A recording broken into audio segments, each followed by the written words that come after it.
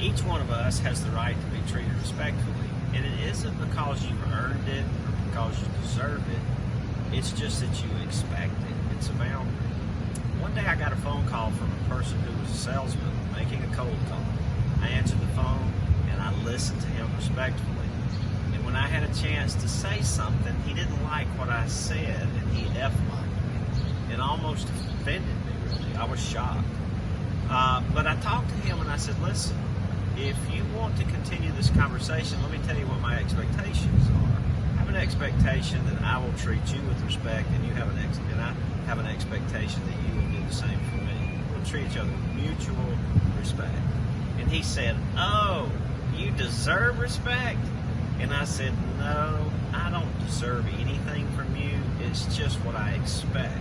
So you get to decide how this phone call ends. What do you think he did?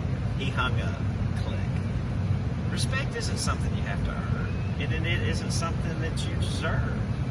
We all receive and give freely. We don't owe anybody anything, and we don't deserve anything from anybody.